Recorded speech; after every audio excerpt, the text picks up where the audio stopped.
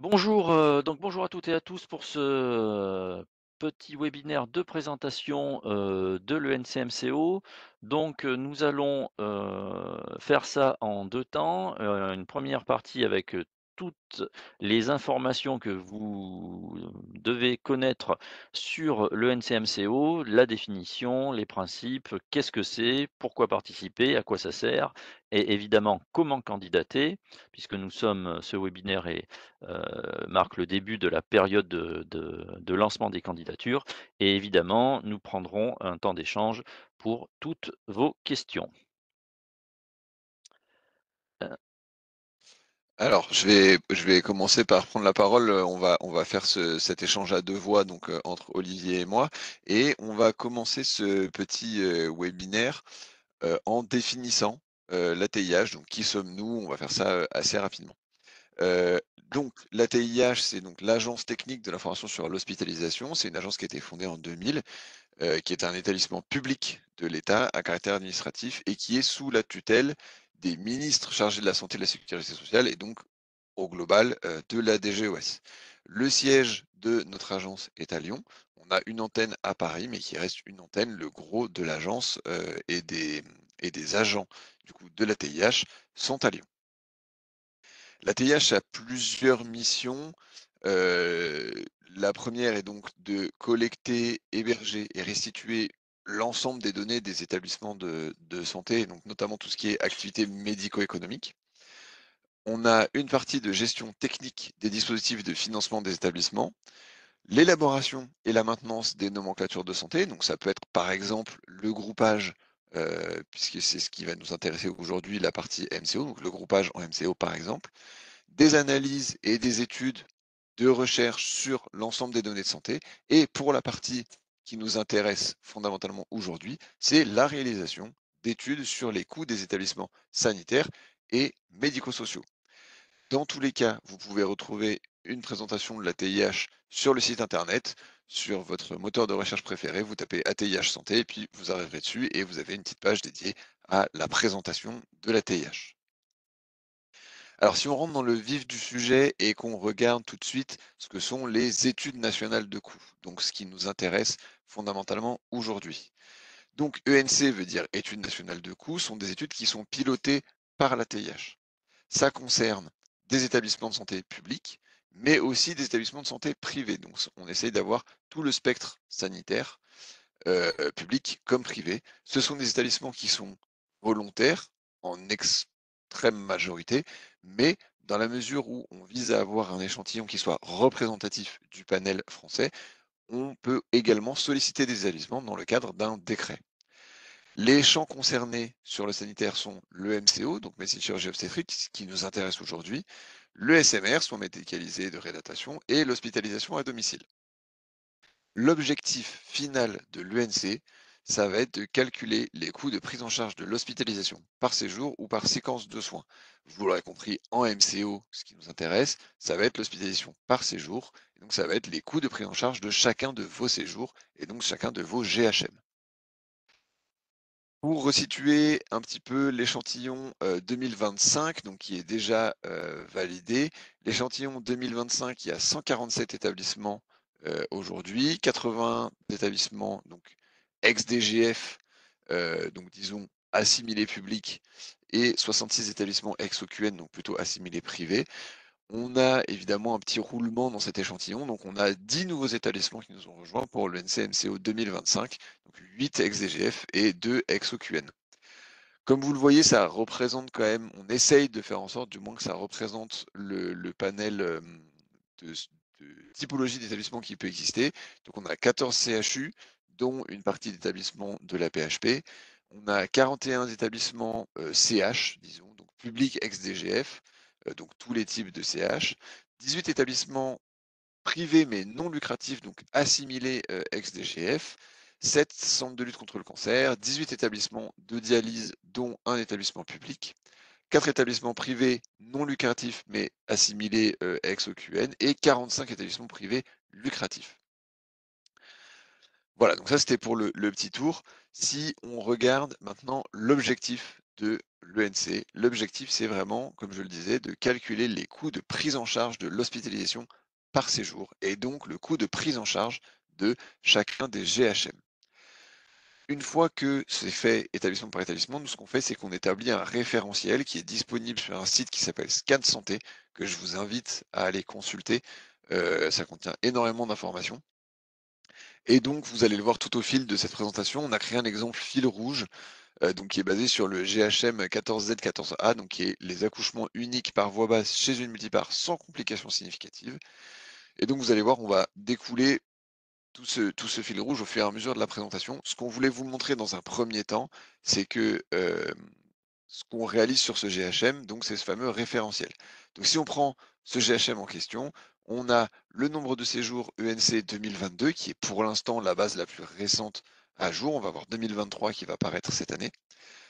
Et donc on sait qu'on a 28 510 séjours de ce GHM dans la base ENC au global, avec un coût complet moyen qui est de 2 920 € par séjour.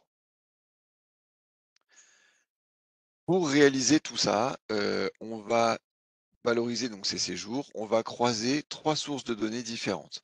La première, ça va être votre PMSI, puisqu'évidemment, on va avoir besoin de recueillir l'ensemble des séjours de votre établissement. La deuxième, ça va être votre comptabilité analytique, puisque évidemment, on a besoin, pour calculer le coût d'un séjour, de mettre des charges en face de chacun de ces séjours. Et la troisième, qui est un petit peu plus «technique» entre guillemets, ça va être des données suivies au séjour. Évidemment, l'objectif, c'est pas juste de ventiler les charges au prorata de la durée de séjour sur l'ensemble de vos séjours, ça lisserait beaucoup trop le coût des séjours. Nous, ce qui nous intéresse, c'est d'avoir quelque chose d'un peu plus discriminant et donc on va demander de suivre certaines données au séjour, dans le cadre de l'ENC. On va rentrer vraiment dans chacune de ces considérations, tout au long de la présentation et on va commencer par le PMSI et pour ça, je vais laisser la parole à, Olivier. Oui, merci Sylvain. Donc, pour continuer, donc, dans les recueils, comme on l'a vu, il y a plusieurs, recueils sources. Le premier, c'est effectivement votre PMSI, puisque on va prendre donc comme vérité votre M12 validé ARS et donc, on prendra à l'intérieur la totalité des séjours, de l'hospitalisation MCO et donc on valorisera en euros, chacun de ces séjours. Donc, ça nécessite, que vous ayez, un PMSI qui soit de qualité, ça veut dire qu'il respecte évidemment les règles de codage, ce que nous ne doutons pas. En toute là, c'est vos médecins DIM qui entrent en piste évidemment sur ce point-là, à travers le respect des guides méthodologiques, le respect des consignes de codage, l'adéquation, au plus proche avec le dossier médical. Ce PMSI il est important. Il est important pour vous, établissement, pour la facturation et ça, je ne doute pas que vous êtes, heu, attentif à cette chose-là. Pour nous, ATIH, c'est aussi, une base de travaux de classification. On parlait de toutes les classifications du PMSI, elles évoluent grâce aussi aux données, de vos PMSI et aux données, de l'ENC, également. Alors le PMSI sert, pour tous les travaux, de planification sanitaire, d'épidémiologie, de recherches diverses et variées, ça, vous connaissez cette affaire-là et évidemment donc comme je viens de le dire, c'est la base de l'ENC, l'ENC s'appuie sur votre PMSI pour avoir vos séjours, vos unités médicales et tous les actes qui sont décrits dans votre PMSI. Ça aura de l'intérêt pour la suite. Le deuxième fondement de l'ENC, c'est une comptabilité analytique. Alors ceux d'entre vous qui sont établissements publics, puisque aujourd'hui on a des établissements publics et des établissements privés, ceux qui sont établissements publics connaissent ce principe de comptabilité analytique heu, qui est obligatoire à travers, l'outil Arcane et donc l'acronyme, retraitement comptable RTC, dont je ne doute pas que vous êtes en plein en train de le faire. De manière générale pour, tout le monde, les collègues, publics comme privés, on est dans un exercice de comptabilité analytique somme toute assez classique. C'est-à-dire qu'il s'agit de procéder à un découpage analytique de votre établissement et j'y reviendrai dans la prochaine diapo, qui va nous permettre d'identifier les différents services, cliniques, les différentes activités de votre établissement. Ça, c'est la première chose. La deuxième chose, on va avoir besoin évidemment de votre balance comptable, que vous allez, nous transmettre une fois qu'elle est effectivement validée par, aux différents, commissaires aux comptes et autres, comptables. Et on va procéder à l'affectation, des charges et des produits, de façon à avoir on va dire simple, des coûts complets. Alors, c'est, un peu plus, compliqué que ça évidemment. Là, on est dans une présentation très succincte. Il y a évidemment beaucoup d'autres choses. Pour celles et ceux qui nous rejoindront dans l'aventure de l'ENC, on a une session d'information qui est dédiée à la méthodologie sur une journée complète pour aller beaucoup plus loin. Heu, néanmoins, heu, néanmoins, quelques petits focus sur l'organisation de cette comptabilité analytique. On a une sémantique, alors sémantique que connaissent les établissements publics à nouveau, mais que découvrent, les établissements privés. Donc, je me dois de mettre tout le monde sur le même niveau d'information et de sémantique. Votre établissement, qu'il soit public ou privé, va être découpé, tel qu'on le présente. D'un côté, on va avoir tout ce qui est vos services de soins, hein, vos services d'hébergement, ce qu'on appelle les sections d'activité clinique. On va avoir vos plateaux médico-techniques. On entend par plateau médico-technique, aussi bien, le laboratoire que, l'univers de l'imagerie, de la radiologie, l'exploration fonctionnelle, mais aussi le bloc opératoire, l'anesthésie, heu, voilà. Après on va aller un peu plus loin, il peut y avoir des caissons, de la phérèse et cetera. Bon, il peut y avoir, beaucoup d'autres choses. On va mettre aussi en exergue tout ce qui est les services supports de manière générale, donc à travers la notion de logistique médicale ou logistique et gestion générale. Bon, ce sont les services supports, les services techniques, les services administratifs, voilà, le DIM, et cetera, l'informatique, voilà. Et puis, voilà, comme dans toute classification, on a d'autres activités, qui concernent, bah, voilà, par exemple, les consultations ou d'autres choses qui sont peut-être plus dédiées à l'hôpital qu'à un établissement de type clinique. Cette diapositive ici est super importante, parce que c'est un peu notre leitmotiv à l'ENC. Vous avez, la latitude de organiser vous-même le niveau de finesse du découpage, tout en respectant bon, les règles qui sont mises en place en termes de méthodologie de comptabilité analytique dans l'ENC. Mais pour autant, on a vraiment cette volonté de faire en sorte que la robustesse prime sur la finesse. C'est-à-dire, on préférera un découpage un petit peu plus macro, que, très, fin et très faux. Donc on préfère que voilà. Après, ce niveau de finesse, on en parle, vous et nous, puisque dans tout le process, on y reviendra, on se rencontre, et on échange plusieurs fois, mais c'est vraiment un point important, de la méthodologie.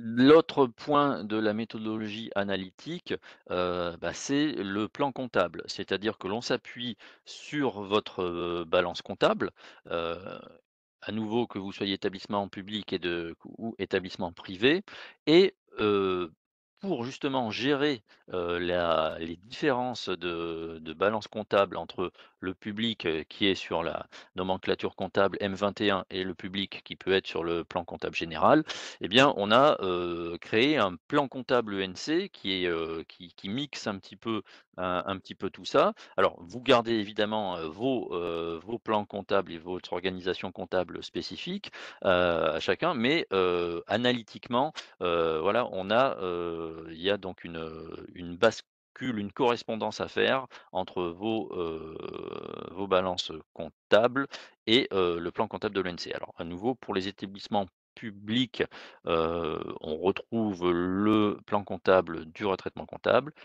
pour, donc du RTC. Pour les établissements privés, heu, on a petite, correspondance à faire. Il y a un travail de conversion, mais là aussi, on vous accompagne, dans ce petit travail de conversion, pour, faire rentrer, votre balance de clôture dans notre plan comptable.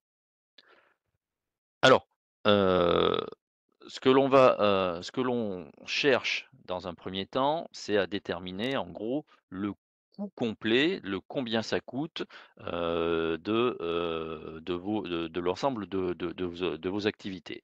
Donc, bah, pour cela, de manière assez simple, hein, on va vous demander de faire de l'exercice analytique, tel qu'on le conçoit dans toutes les organisations, de France et de Navarre, à savoir de répartir, vos comptes de charges et certains produits sur justement ces différentes sections d'analyse, hein. Donc on est dans l'exercice analytique le plus classique, en répondant à la question, voilà: «Qui a consommé, quelles ressources?» de façon à pouvoir affecter, nos euros, là-dessus, et ça va nous permettre, ici de rebondir sur l'exemple fil rouge qui était toujours celui de la, des accouchements, de pouvoir dire: «Bah, voilà, sur les 2 920 €, de coût complet d'accouchement, eh bien, on a, par regroupement de toutes les sections, cliniques, les dépenses liées, donc aux sections, à l'activité clinique, donc à l'hébergement, c'est 830 €, les dépenses médico-techniques, c'est 1 280 €, les dépenses de support administratif, c'est 540 € et ce qu'on appelle la logistique médicale, c'est les supports liés plus à, alors on a le génie biomédical, la stérilisation, la pharmacie, des choses comme ça, 40 € et on a nos fameuses charges directes dont, on reviendra, un petit peu tout à l'heure, qui, font l'essence de l'ENC, qui est de dire, comme l'a précisé Sylvain, précédemment, ça on va pas se contenter de répartir des charges à la durée de séjour, puisqu'il nous faut, c'est pouvoir identifier des charges, au séjour. Donc, cette partie-là, on aura l'occasion, d'y revenir. Alors, le site Scan Santé, vous permet d'aller encore plus loin puisque c'est exactement ce que l'on vous demande dans cet exercice analytique. C'est à la fois de nous identifier, les catégories de personnel, qui œuvrent, dans les différentes sections, donc personnel médical, soignants, sages-femmes ou autres. Mais c'est aussi, de nous permettre d'identifier, voilà, on aurait pu faire un gros paquet qui s'appellerait, les services, support ou les activités support. Là, non, on détaille quand même, on a des choses relativement, précises et pointues, blanchisserie, restauration, voilà, dîmes, entretien, maintenant service hôtelier, j'en passe et des meilleurs. Voilà. Tout ça, c'est l'univers analytique, à nouveau qui est classique dans son intellectuellement, qui évidemment, en termes de méthodologie, notamment pour ceux qui ne sont pas férus de ces affaires-là, heu, voilà, nécessite, une petite mise en page.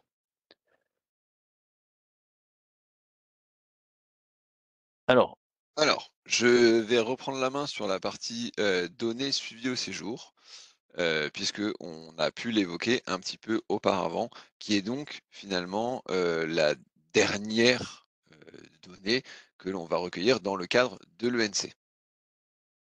Alors, ces données, au séjour, elles sont de 2 types. Le premier, ça va être vos, bases PMSI validées ARS, on l'a évoqué auparavant. On a besoin de recueillir l'ensemble, des séjours que vous avez dans votre PMSI et on a besoin d'une base validée ARS puisque c'est une base officielle et c'est celle qui fait foi. Évidemment, ce recueil de données au séjour, donc de PMSI, est accompagné d'un recueil, supplémentaire dont je vais parler et qui nécessite la mise en place de recueils très spécifiques qui doivent être faits en amont de l'étude ENC puisque à chaque ENC, on regarde ce qui s'est passé, à chaque recueil d'ENC, on regarde ce qui s'est passé l'année précédente. Alors les principaux recueils au séjour, on peut dire qu'ils sont découpés, on va dire en 3 parties. La première, ça va être une consommation d'unités d'œuvre par séjour. Alors ce qu'on appelle unité d'œuvre, en fait, c'est, une unité, une valeur qui doit être représentative de l'activité, de ces fameuses sections d'analyse. Alors, ces unités d'œuvre, on doit les recueillir pour toute la partie médico-technique. On considère que pour toute la partie clinique, donc hébergement, l'unité d'œuvre, c'est la durée de séjour et donc on la récupère directement via votre PMSI.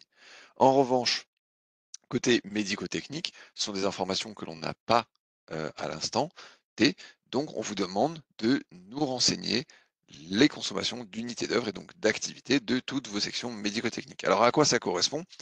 Ça correspond à des choses que les établissements publics connaissent puisqu'ils retranscrivent ça dans le cadre de leur retraitement comptable. Par exemple, c'est ce qu'on va appeler les B de laboratoire. Ça, je pense que ça parle à tout le monde. Pour ce qui concerne les autres unités d'œuvre médico-techniques, notamment en très grande partie ce qui va concerner le bloc et l'imagerie. On va parler d'ICR, donc indice de coût relatif. Les ICR sont une échelle de hiérarchie de chaque acte CCM.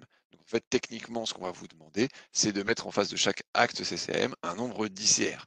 On a une table de passage sur le site de la TIH, je n'entrerai pas forcément dans le détail, juste pour vous dire que ces indices de coûts relatifs nous permettent à nous d'avoir une représentation de l'activité de vos blocs, votre imagerie et donc vos unités d'œuvre de l'activité de vos sections médico-techniques. Au global, ce qu'on demande, c'est que 95% des UO, donc unités d'œuvre, soient suivis au séjour pour chacune de vos sections médico-techniques. Pourquoi? Parce que on veut avoir une vision relativement exhaustive de ce qui se passe dans vos activités médico-techniques. Ça, c'était la première partie, celle qui est à suivre au maximum. La deuxième partie, ça va être tout ce qui est charge médicale par séjour. Comme on l'a pu le dire précédemment dans cette présentation, l'objectif n'est pas de lisser totalement les charges sur l'intégralité des séjours, mais c'est de discriminer les séjours entre eux. Et on sait qu'une façon de discriminer les séjours, ça va être à travers les charges médicales. Qu'est-ce qu'on entend par charge médicale? Ça va être tout ce qui est spécialité pharmaceutique, qu'elle soit issue de la liste en sus ou non. Ça va être tout ce qui est produits sanguins labiles. Ça va être tous les dispositifs médicaux implantables et puis toute autre sorte de charge médicale qui peut rester, de la sous-traitance, que ce soit d'imagerie ou de laboratoire ou des consommables médicaux. Donc c'est vraiment le fourre-tout consommable. Autant tout à l'heure je disais qu'on avait 95 des UO qui étaient à suivre au séjour, autant là, en fonction de chaque type de charge médicale, on a des taux de suivi qui sont variables selon la nature des charges. Pour toute la partie liste en sus, par exemple, on vous demande d'atteindre 98% de suivi. Ce sont des choses que normalement vous savez faire, puisque tout ce qui est issu de la liste en sus, de toute façon, c'est remonté dans le cadre d'un fiche comp de votre PMSI et il y a une notion un peu légale derrière. Autant on ne va pas vous demander de suivre 98% de vos consommables médicaux. On comprend tout à fait que tout ce qui est sonde, pansement, etc., vous ne suivez pas l'exhaustivité, c'est tout à fait normal. Donc on a des taux de suivi beaucoup plus bas, en l'occurrence pour les consommables médicaux, c'est 10%, pour les spécialités pharmaceutiques qui ne sont pas issues de la liste en sus, c'est 20%, etc., etc., etc. Ce qu'il faut retenir au global, c'est que ce qu'on vous demande, c'est de nous transmettre pour la partie que vous connaissez finalement, ce que vous savez faire, on vous demande de nous transférer des charges médicales pour chacun de vos séjours afin de discriminer un petit peu les séjours.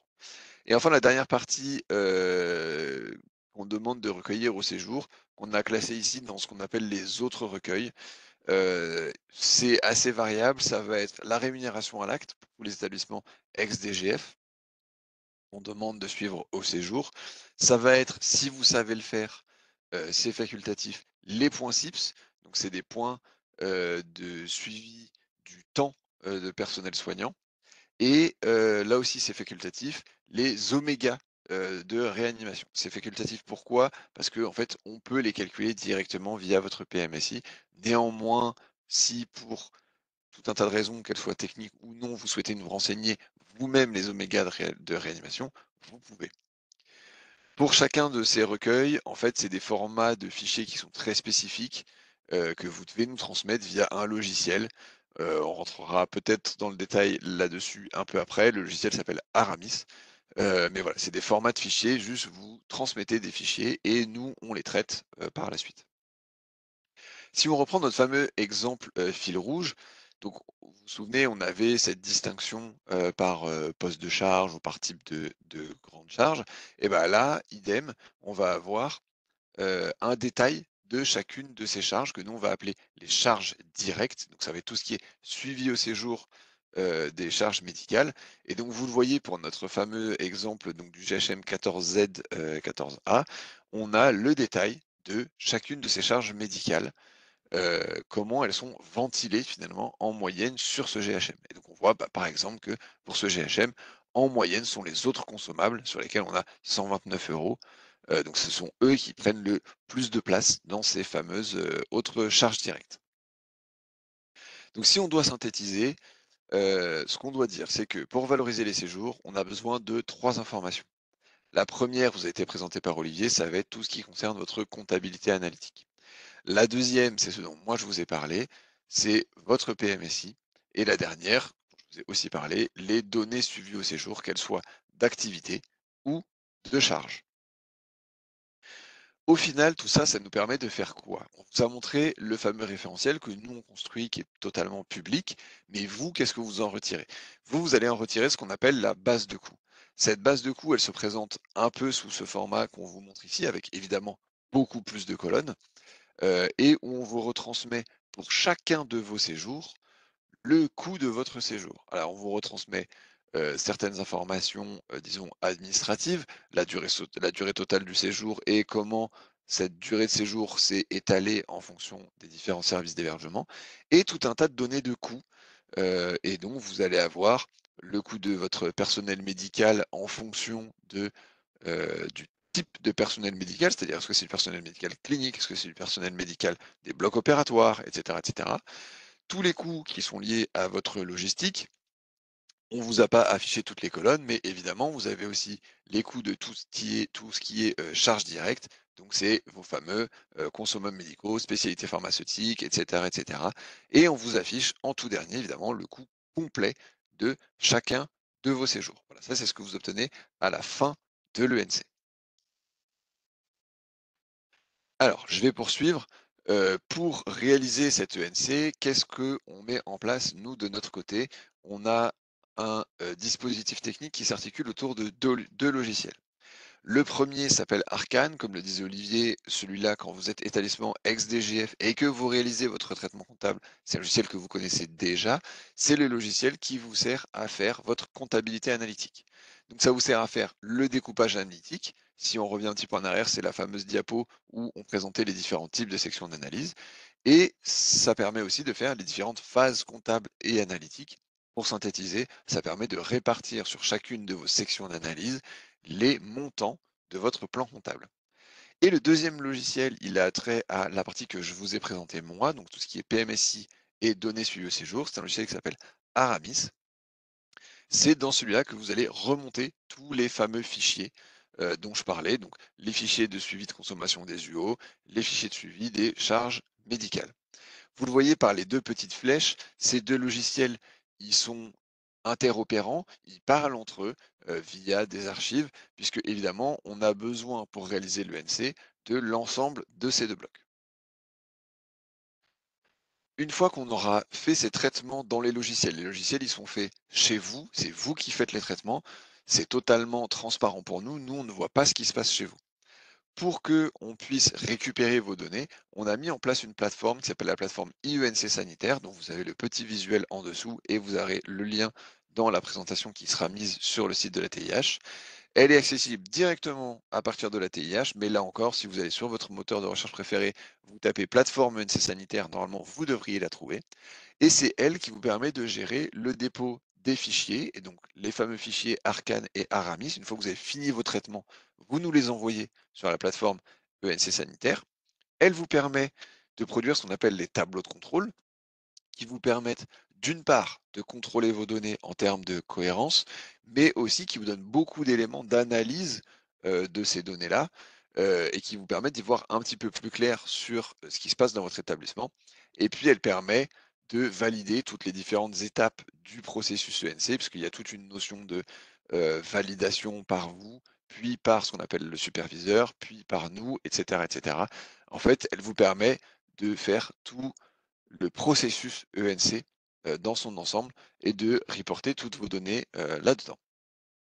Évidemment, elle vous permettra également d'avoir votre base de coûts, entre autres, avec un autre logiciel qui s'appelle Visual ENC, dont on ne rentrera pas du tout dans le détail aujourd'hui, mais ça vous permet d'avoir votre base de coûts qui est produite en instantané à chaque fois que vous importez vos données sur la plateforme.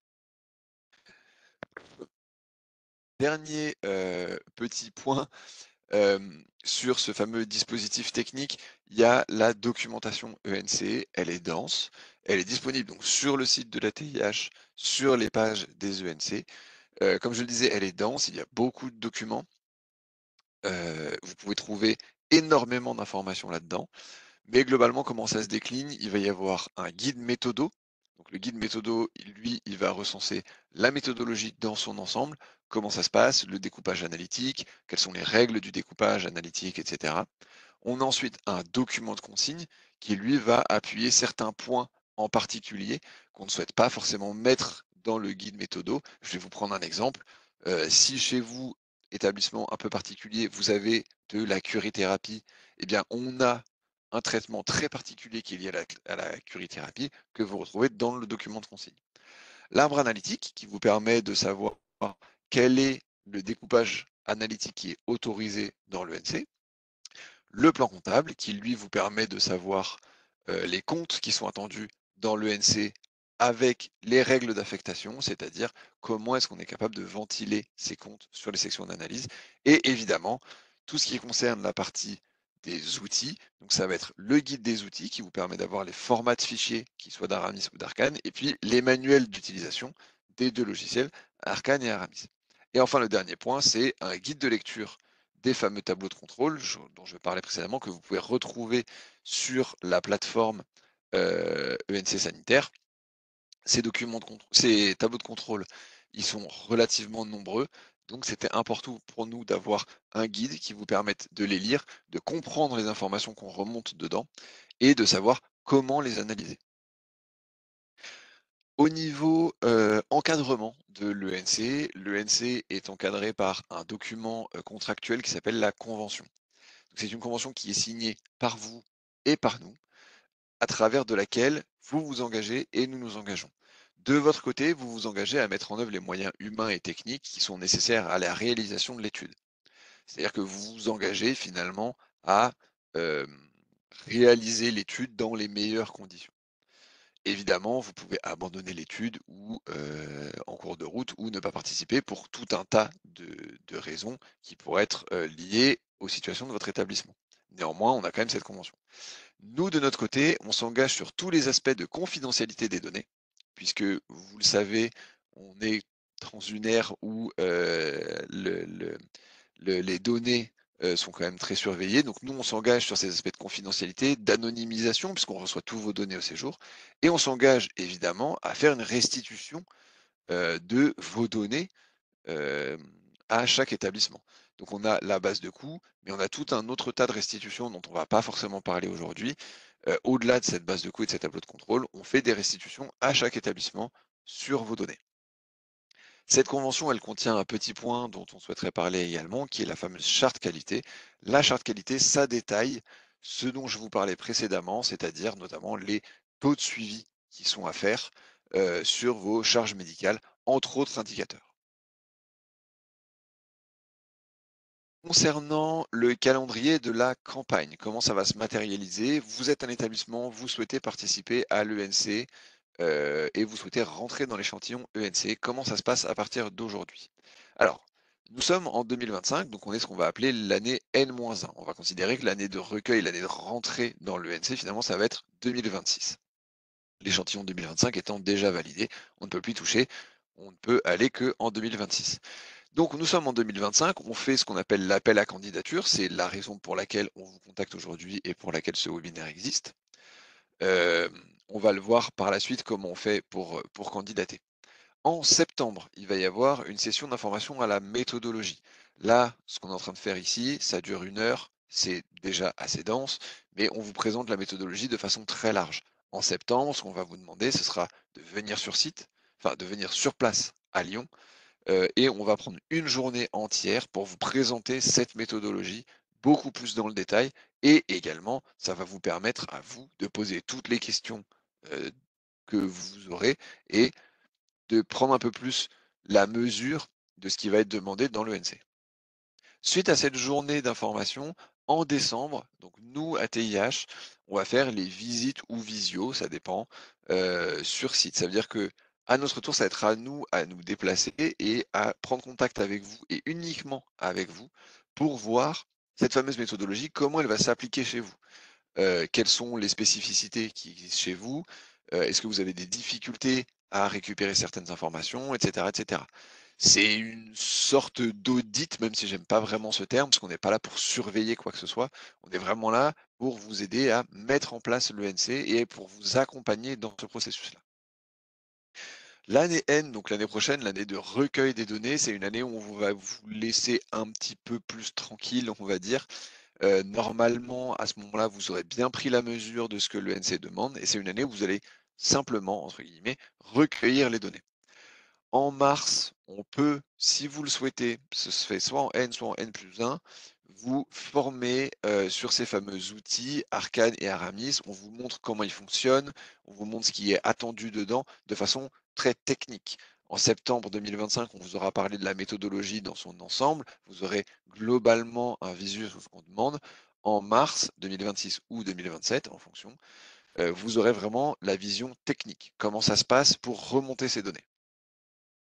En 2027, donc c'est l'année où vous nous remontez ces données-là. Si vous n'avez pas fait la session de mars 2026, vous faites la session d'information aux outils en 2027, puisque c'est l'année où vous allez vraiment manipuler les outils. Donc on vous demande quand même de participer à cette réunion d'information sur les outils pour que vous ayez pris la mesure de comment techniquement on remonte les données. En avril, on fait une session d'information, de lancement de la campagne. Donc c'est un peu le top départ de lancement de la campagne ENC. Cette session d'information, elle a à viser d'une part à matérialiser officiellement le lancement de la campagne, mais aussi à, pour les établissements qui participent déjà ou pour, ceux qui vont participer et qui n'auraient pas été, contactés avant, ça vous permet aussi d'avoir toutes les nouveautés de la campagne et tout ce qui change entre la campagne précédente et cette campagne. De mai à juillet, on a des sessions d'information complémentaires, hem, sur lesquelles les sujets ne sont pas forcément définis en l'état. On les change un peu chaque année, en fonction au gré des demandes et au gré de ce qui nous paraît les points saillants de la campagne. Tout ça se fait en visio évidemment, et ça s'étale donc entre mai à juillet. De juin à septembre, c'est la période où vous nous transmettez vos données. Donc vous manipulez Arcane, vous manipulez Aramis, vous transmettez les données sur la plateforme, IENC Sanitaire. Et nous, ensuite, on va analyser ces données. Toujours de juin à septembre, en fait, en même temps que vous nous transmettez ces données, vous n'êtes pas tout seul pour nous les transmettre. On vous met à disposition ce qu'on appelle un superviseur, donc qui est un prestataire de la TIH, qui va vous accompagner dans la réalisation de votre NNC et qui donc, via cette fameuse plateforme IENC sanitaire, va aussi regarder vraiment dans le fond, dans le détail vos données. C'est quelqu'un qui connaîtra votre établissement, qui sera en contact régulier avec vous, qui connaîtra vos spécificités. Et donc, vous allez avoir des échanges réguliers avec lui afin de fiabiliser votre ENC. Donc, vraiment, son rôle, c'est de vous accompagner dans cette session-là. Dans ce recueil-là, pardon. Entre, disons, septembre et février-mars, N+2, ces données, elles sont exploitées par nous à TIH. On va utiliser les analyses qui auront été faites par le superviseur Olivier et moi pour regarder vos données, les analyser, voir dans quelle mesure, on a besoin de faire des retraitements peut-être sur vos données et cetera. Voilà, donc elles sont exploitées par nous et puis dans la fin du premier semestre, on va dire N+2, donc 2028, on vous rend le fameux référentiel. Donc c'est tout ce qui se passe sur Scan Santé, ce fameux exemple fil rouge dont on a parlé depuis le début de la présentation. Tout ça, ça vous est rendu en N+2. Étant dit, bien évidemment, comme je le disais, que votre base de coûts, elle, elle tourne en direct à chaque fois que vos tableaux de contrôle sont générés. Vous avez votre base de coûts. Et la base de coûts, elle est faite sans exploitation de notre part, elle est brute. Les référentiels, c'est autre chose, c'est nous qui synthétisons toutes les bases de coûts des établissements. Merci Sylvain. Alors on va entamer la dernière partie de ce webinaire. Au final, pourquoi participer, au final? Donc il y a plusieurs choses, très importantes, à savoir sur sur cette affaire-là. C'est que, les ENC participer à l'ENC, ça a de l'intérêt pour vous et pour nous. Pour nous, à TIH, ça nous permet effectivement d'avoir une remontée d'informations, qui vont, nous permettre de produire ces fameux référentiels de coûts, dont, Sylvain a tout à fait, bien parlé, jusqu'à présent. Mais ça nous sert aussi à conduire tous les travaux de classification médico-économique, hein. On vous disait, d'une part, grâce aux remontées de vos PMSI et de l'autre, ben, de vos données, donc qui est l'activité et de vos données de coûts, qui sont le l'ENC, bien le croisement quand même de ces données peut permettre de, faire évoluer, certaines, CMD, certains GHM, et cetera, et cetera. Et il est évident que, l'ENC est un des, éléments sur lequel on, s'appuie, pour, faire, les financements, les modèles et enfin, au-delà des tarifs, de travailler plus d'une manière plus globale sur l'ensemble des modèles, de financement. Donc, il y a la construction tarifaire, mais également tout ce qui peut, faire les évolutions. Donc, c'est important pour nous d'avoir ces éléments-là puisque plus on a d'éléments, plus nos données seront évidemment, robustes et représentatives et permettront d'affiner à chaque fois, les travaux là-dessus. Alors pour vous, établissement, à quoi ça sert? Alors, ça sert à plein de choses. La première, c'est à disposer de cette fameuse base de coûts, hein, que l'on a vu, précédemment, qui est en gros un énorme fichier Excel où chaque ligne représente un, séjour avec son GHM et en colonne, on a, tous les coûts. Donc ça vous permet, d'aller au niveau le plus fin de ce que l'on fait à ce jour, en France en comptabilité analytique hospitalière, c'est d'éclater le coût de le budget de votre établissement par séjour.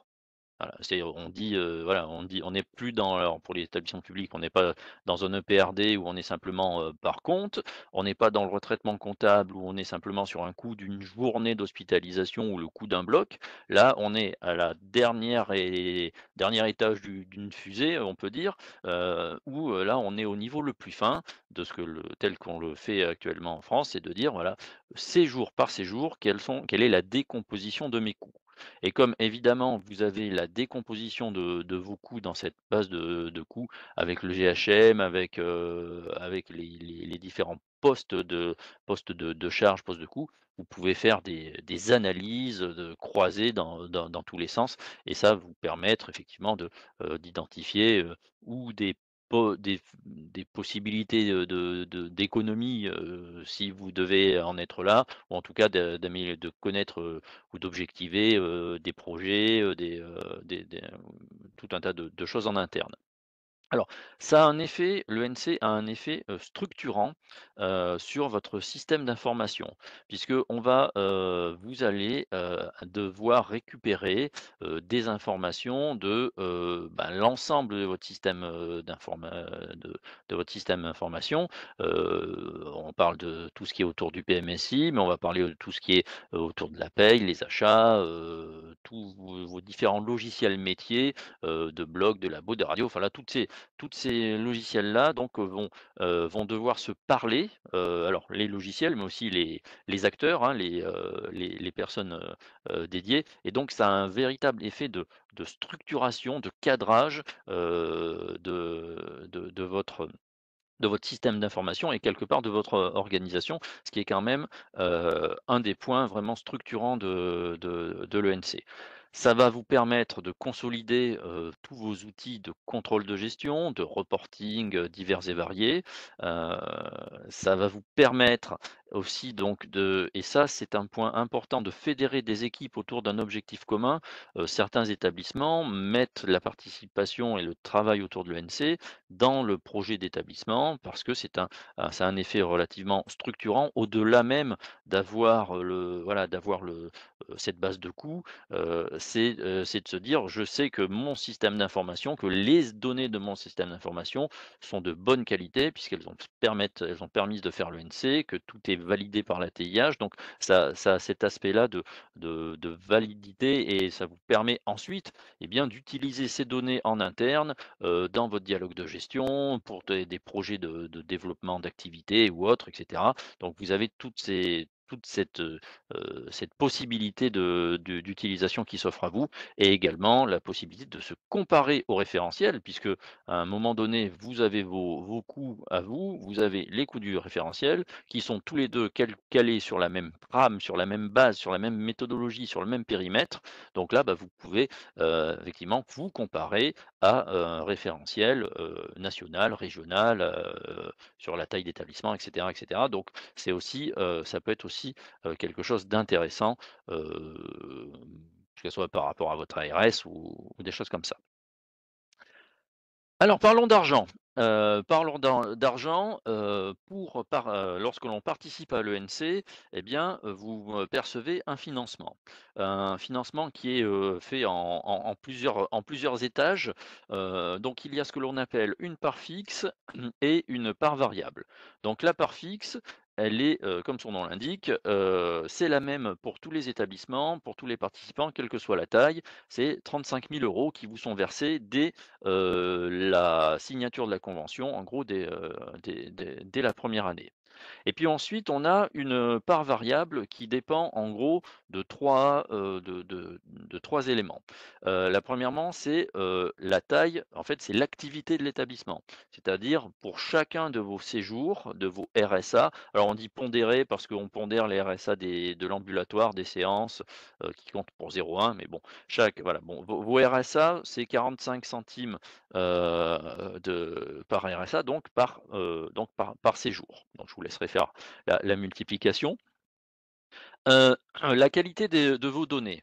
Un établissement qui, à la fin, est donc, ce que on va considérer qu'il est intégré, dans ce fameux référentiel national, c'est-à-dire qu'il a bien fait tout le l'ENC, comme il faut, il va recevoir une prime, de, 10 000 € et ça, c'est le cas de 95 des établissements, voilà. Ou une prime, minorée à 8 000 €. Bon, s'il y a des, petites, choses, bon, on va pas aller, là-dessus. Alors attention, on parle de primes, mais on doit aussi parler, de pénalités. En cas de données non intégrées ou de non qualité, là on reprend, 50 du financement. Mais bon, c'est un cas de figure qu'on va pas évoquer ici parce qu'on ne va pas se ploser dans le cas où, ça ne fonctionnerait pas. À nouveau, hein, 95 des établissements vont jusqu'au bout, de l'aventure et ceux qui n'y vont pas, c'est pour des raisons, des situations très particulières. Alors, ce que l'on vous demande, c'est de respecter un calendrier, puisque ça conditionne tous les travaux, par la suite et ce calendrier, il est en 2 temps. En gros, il y a 2 échéances, le 30 juin et le 30 septembre. En gros, au 30 juin, on va vous demander de faire une première version de vos données, que ça soit dans Arcane, ou Aramis, d'avoir une première version de vos données, première version qui est suffisamment avancée pour permettre à vos superviseurs, et à vous-même de regarder les tableaux de contrôle, de regarder les données, de voir un petit peu, les atypies et les corrections. Donc on ne vous demande pas d'avoir quelque chose de finalisé, au 30 juin, mais on vous demande d'avoir quelque chose d'avancé. Et de la même façon, on vous demande d'avoir une dernière date, alors ce qu'on appelle la dernière date de validation, c'est-à-dire le 30 septembre. C'est la date, finale de rendu, validé, voilà, vous avez tout travaillé comme il faut, vous avez tout fait, vous avez envoyé, transmis, c'est tout bon. Donc si vous, envoyez, vos données au 30 juin, vous allez avoir, 3 000 €, si je dis pas de bêtises, mais aussi on vous offre la possibilité de nous faire une validation anticipée. Validation anticipée fait que vous aurez, voilà, vous aurez, c'est là où vous avez je me suis perdu, c'est là où vous aurez, ces 3 000 €. C'est-à-dire si je valide au 15 juin plutôt qu'au 30 juin, j'ai 3 000 €. Si, je valide au 15 septembre plutôt qu'au 30 septembre, j'ai à nouveau, 3 000 €. En revanche, si je dépasse le 30 septembre, je vais avoir une pénalité de 1 200 € par semaine de retard. L'ATH ne reculant devant rien, on vous fait 50 la première année, donc vous êtes à -600 € par semaine de retard. D'accord? Là aussi, on ne va pas nécessairement se placer dans ce schéma-là, mais il faut que l'information soit claire et transparente. Alors, combien ça fait pour mon établissement? Évidemment, je vous laisserai calculer, c'est, 35 000 € plus, un certain nombre d'euros liés à la taille de l'établissement, plus 10 000 €, si, je suis intégré, plus, 3 6 9 000 € si, je respecte toutes les dates. Voilà, un établissement que l'on a vu de taille à peu près moyenne, mais évidemment, ça vaut ce que ça vaut, c'est 70 000 €, qui peuvent tomber chaque année, de financement, d'appui, d'aide au financement pour le NCMCO. Voilà, selon la taille, vous pouvez dépasser les 100 000 ou être à 50 000, voilà, c'est un point important. Alors, j'en suis là, qu'est-ce que j'ai pas fait? Non, je suis pas allé sur la voilà, alors, pour candidater, puisqu'on en arrive, quasiment à la fin de ce webinaire, pour candidater, vous avez un petit questionnaire, qui est sous format, Excel à nous retourner, avant le 15 mai. À réception de ce questionnaire, nous, on le regarde et on reprend contact systématiquement avec vous pour, échanger sur ce questionnaire puisque bon, il permet pas d'écrire tout, donc il nous faut une première base et sur cette première base, ensuite, on vous recontacte, on fait une visio et on échange, sur cette affaire-là. Excusez-moi, il me reste encore 2 ou 3 diapos. Le, facteur clé, de succès de l'ENC, c'est, plusieurs choses. C'est d'abord de le traiter comme un projet. Un projet avec, une équipe projet, avec un chef de projet et un projet, c'est un début, ça a une fin et ça a des jalons au milieu.